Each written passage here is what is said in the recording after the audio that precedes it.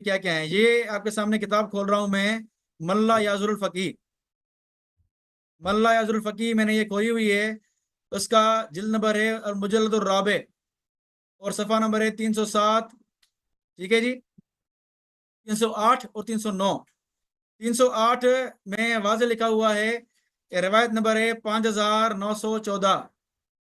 اس میں لکھا ہوا ہے ان ابی الحسن علی ابن الموسیٰ الرضا علیہ السلام قال للامام علامات یکون اعلم الناس، کہ امام کی علامات ہیں. کون سی علامات ہیں؟ پہلی علامت یہ کہ سب سے زیادہ علم والا ہو، احکم الناس، سب سے زیادہ اچھے فیصلے کرنے والا ہو، اتقى الناس، سب سے زیادہ متقی اور پرہیزگار ہو، احلم الناس، اور حلم والا ہو، سب سے بڑھ کر حلم والا ہو، اشجع الناس، سب سے زیادہ بہادر ہو، اسخى الناس، اور سب سے بڑھ کر سخی ہو، وغیرہ. آگے یہ پوری روایت ہے، لمبی روایت. یہ اصول کافی سے پیش کر رہا ہوں. ٹھیک ہے جی. جی جی میرات العقول کھولا ہوا ہے میں نے، میرے سامنے کتاب النکاح ہے، باب تزویج ام کلثوم. ٹھیک ہے، اس میں واضح روایت ہے، روایت بھی حسن ہے. اس کو مجلسی نے حسن لکھا ہے کہ فی تزویج ام کلثوم قال ان ذالک فرج غصبناہ. یہ امام جعفر صادق فرماتے ہیں کہ یہ فرج ہم سے چھینا گیا. اب مجھے بتائیں کہ جس کی بیٹی چھینی گئی، جس کی عزت چھینی گئی اور وہ کچھ نہ کر سکے، مجھے بتائیں وہ اس کو کون کہے گا یشجع الناس ہیں؟ عام غیرت مند انسان، عام مسلمان اس کی غیرت گوارا نہیں کرے گی کہ اس کی بیٹی کو چھینا جائے، اس کی بیٹی کو زبردستی اٹھا کے لیا جائے اور اس کو شادی کی جائے وغیرہ وغیرہ. آگے چلیں، یہی حوالہ میں پیش کر رہا ہوں آپ کی بہار الانوار سے. ٹھیک ہے جی، بہار الانوار کیا لکھتے ہیں؟ اعلام الورا کے حوالے سے لکھتے ہیں کہ عوام ام کلثوم فہی التی تزوجہ عمر بن خطاب وقال اصحابنا انہ انما زوجها منه بعد مدافعۃ کثیرۃ وامتناع شدید واطلال علیہ بشیء بعد شیء حتى الجأت الضرورۃ الى ان رد امرها الى العباس بن عبد المطلب فزوجها ایاہ. یعنی سیدنا علی کو جو ہے وہ اتنا انہوں نے بقول شیعہ مذہب کے انہوں نے مجبور کیا، سیدنا علی کو دھمکیاں دی گئی. سیدنا علی نے یہ معاملہ عباس کے حوالے کیا کہ جو چاہے تم کرو. تو عباس نے کیا کیا؟ عمر سے نکاح کر دیا.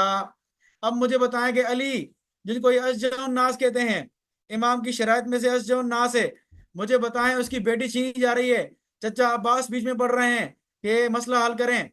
علی جو ہے وہ جتنی بڑی یہ باتیں کرتے ہیں کہ سیدنا علی نے دروازہ اکھاڑ کے پھینک دیا خیبر کا، ان کے سامنے کوئی نہیں آتا تھا. ہیں آج کل یہ بڑی باتیں کرتے ہیں، اعتراض کرتے ہیں صحابہ کرام پر کہ عمر جنگ سے بھاگ گیا، ابو بکر بھاگ گیا، فلاں صحابی بھاگ گئے. یہاں اشجع الناس کیا کر رہے ہیں آپ کے؟ یا بتائیں نا، اشجع الناس کی بیٹی چھین کے لے کے جا رہے ہیں اور اشجع الناس خاموش ہے. اچھا، اس کے علاوہ یہ خود کہتے ہیں کہ ان سے خلافت چھین لی گئی. یہی خود کہتے ہیں کہ سیدہ فاطمہ رضی اللہ تعالیٰ عنہ کے پیٹ پہ دروازہ گرایا گیا، دروازہ جلایا گیا، علی کچھ نہ کر سکے. مجھے بتائیں کہ یہ ساری باتیں ہوئی ہیں ان کے ساتھ، اب پھر بھی علی خاموش رہے. یہ کون سا اشجع الناس ہے؟ یہ آپ کے سامنے میں حوالہ پیش کر رہا ہوں، سلیم بن کیس، اور یہی حوالہ روضہ کافی میں بھی ہے. واضح لکھا ہوا ہے کہ جب سیدنا علی کو خلافت ملی تو کیا کہا؟ لو حملت الناس علی ترکها وتحویلها ان موضعها الى ما كانت تجری علیہ علی عہد رسول اللہ لتفرقنی جندی. یہ پوری بڑی روایت، لمبی روایت ہے. سیدنا علی کہتے ہیں کہ اگر میں ساری بدعت ختم کر دیتا، میں تراویح ختم کر دیتا، یہ جو احکامات خلفاء نے نافذ کیے ہیں، اگر میں ساری باتیں ختم کر دیتا تو لوگ مجھ سے بھاگ جاتے، لوگ مجھ سے بھاگ جاتے، سوائے میرے چند شیعوں کے میرے پاس کوئی نہیں بچتا. اب مجھے بتائیں کہ جو شخص اپنی دور خلافت میں بھی ڈر کے رہتا ہے، اپنی دور خلافت میں بھی دینی احکام نافذ نہیں کرتا، تو مجھے بتائیں یہ کون سا اشجع الناس ہوا؟ کہ کیا آپ کہتے ہیں کہ حضرت ہارون علیہ السلام ڈرپوک تھے، بزدل تھے، یا شجاع تھے، اشجع بالکل نہیں، الناس تھے؟ اشجع الناس تھے یا بزدل تھے؟ اشجع الناس تھے بالکل. حضرت ہارون علیہ السلام جب سامری نے بچڑا بنایا، بچڑے کی عبادت کرائی ہے، کیوں تلوار نہیں اٹھایا؟ جی تو کیا ہوا؟ بس جواب میں رہی، آپ کا جواب آپ کو مل گیا. امیر المؤمنین علیہ الصلوۃ والسلام پہ زبردستی کیا گیا کہ آپ کی بیٹی سے شادی کرنی ہے. امیر المؤمنین علیہ السلام نے بیٹی کی شادی نہیں کرائی، جنیہ سے کرا دیا، لیکن لڑے نہیں. یہ اس پہ دلالت نہیں کرتا کہ وہ بزدل تھے. دیکھیں شجاع کا مقابل بزدل، نہ لڑنا کسی حکمت کی وجہ سے بزدلی پہ دلالت نہیں کرتا. جیسے حضرت ہارون علیہ السلام اشجع الناس تھے، سامری سب سے بزدل تھے، سامری نے بت بنایا، بنی اسرائیل سے بتوں کی پوجا کرائی ہے. حضرت ہارون علیہ السلام نے تلوار نہیں اٹھایا، کیونکہ تلوار اٹھانے میں دین کی نابودی ہوتی، سب مسلمان ختم ہو جاتے، سب مسلمان قتل ہو جاتے. جب امیر المؤمنین علیہ السلام کو رسول صلی اللہ علیہ وسلم نے وصیت کی تھی، یہ کتاب سلیم ابن قیس اور آپ کی کتابوں میں بھی موجود ہے کہ میرے بعد آپ پہ ظلم ہوگا، یا علی انک ستلقى من بعدی من قریش شدہ من تظاہرہم علیک وظلمہم لک، میرے بعد قریش آپ پہ ظلم کرے گا. فإن وجدت اعوانا علیہم فجاہدہم وقاتل من خالفک بمن وافقک فإن لم تجد اعوانا فاصبر وکف یدک ولا تلقی بیدک الی التہلکہ.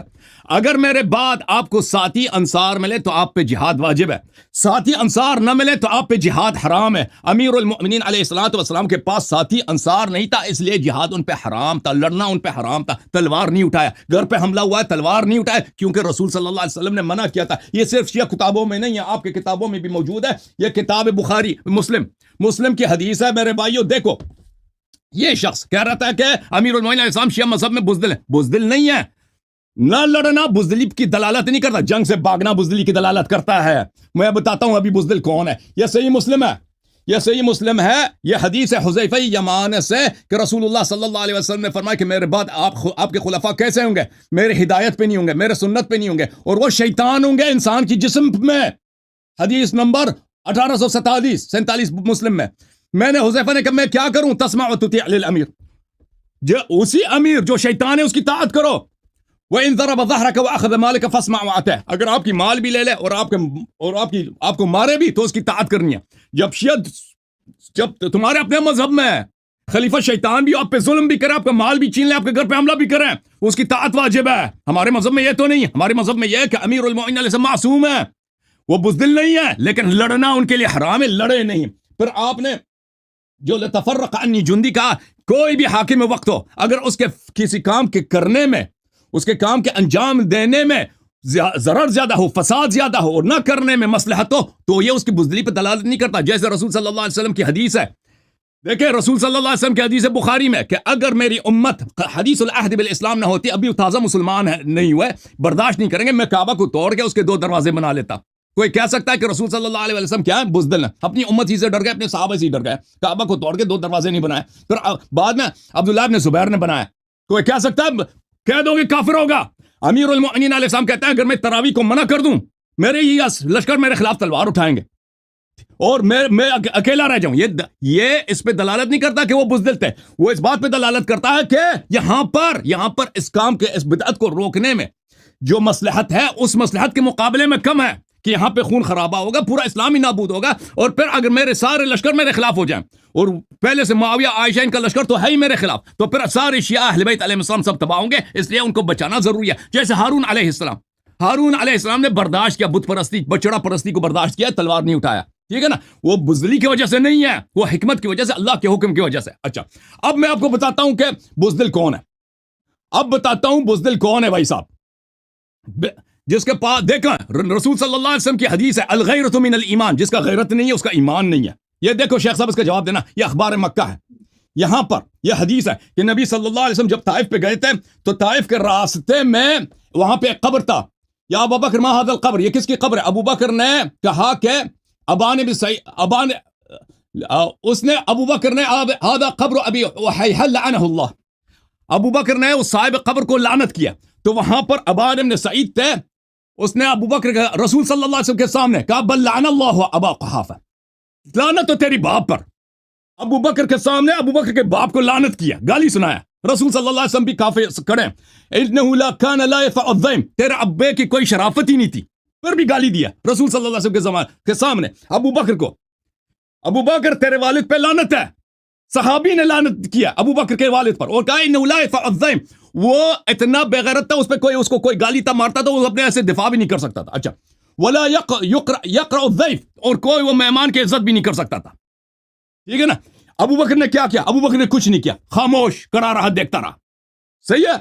اب بھائی جس کی جو یہ ہے اس کو کہتے ہیں بزدلی کہ نہ کوئی مصلحت ہے کچھ بھی نہیں ہے. کڑا ہوتا نا کہ تو میرے والد کو کیوں گالی دے رہا ہے اور کچھ کرتا نا کیوں کچھ کہتا نا. نبی صلی اللہ علیہ وسلم نے بھی انہیں کہا کہ بھائی یہاں پر ابو قحافہ اچھے آدمی ہیں کیوں اس کو ایسے کہہ رہا ہو. کچھ بھی نبی صلی اللہ علیہ وسلم نے بھی اس کو ان کا سکوتی تقریر ہوتا ہے. اچھا پھر مزید ملاحظہ فرمائیں ان کے اپنے مذہب میں کیا ہے کہ متعہ حرام ہے, متعہ بغیرتی ہے.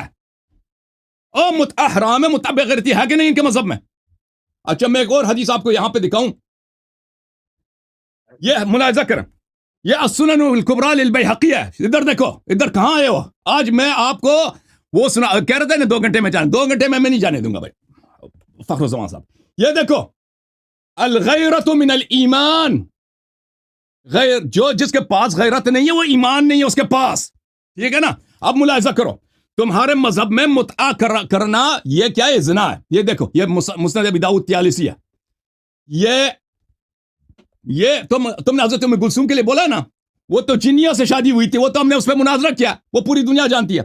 حضرت مسلم قری فرماتے ہیں کہ ہم حضرت اسماء بنت ابی بکر کے پاس آئے. اچھی طرح سے دیکھ لو بھائی کہ ہم کوئی ہیرا پھیری نہیں کر رہے. ہم نے ان سے عورتوں کے ساتھ متعہ کے متعلق پوچھا تو انہوں نے فرمایا ہم نبی صلی اللہ علیہ وسلم کے زمانے میں کرواتی تھیں, اور نبی صلی اللہ علیہ وسلم کے زمانے میں ابو بکر تو کہاں ہے, تیری بیٹی بڑی بیٹی ہے کرواتی ہے. یہ مسند ابو داؤد 43 ہے, جزء 3 بتحقیق دکتور ترکی. یہاں پر اسی حدیث کو بولا ہے صحیح, یہ حدیث صحیح ہے, یہ حدیث صحیح. اچھا ایک مزید دیکھو, یہ کتاب مصنف عبد الرزاق صنعانی ہے, جلد نمبر 5 چھاپ دار التحصیل. یہاں پہ حدیث نمبر ہے 1067. قال عروہ لابن عباس الا تتقی ترخص فی المتعہ. عروہ ابن زبیر نے عبداللہ ابن عباس کو ڈانٹا ہے, کہتا ہے تجھے غیرت نہیں ہے, تو اللہ سے نہیں ڈرتا, متعہ کی اجازت دیتا. فقال ابن عباس سل امک یا عریہ.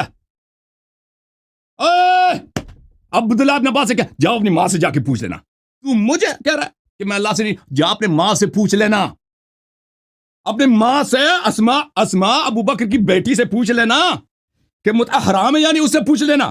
یہ محاضرات الادباء و محاورات یہ شیعہ کتابیں ہیں, ان کی اپنی کتابیں ہیں. ہاں جزء 3 یہاں پر ملاحظہ کرو صفحہ نمبر 214. ایر عبداللہ ابن زبیر عبداللہ ابن عباس بتحلیل المتعہ. عبداللہ ابن زبیر نے عبداللہ ابن عباس کو کہ اس کو ڈانٹا ہے, اس کو تانا دیا کہ تو متعہ کراتا ہے, تو متعہ کے جواز کی فتوی دیتا پھرتا ہے. قال سل امک کیف سطعت المجامر بینها وبین ابیک. اوے عبداللہ ابن عباس کہا جا اپنے ماں سے پوچھ لینا, وہ تیری ماں بھی زندہ ہے.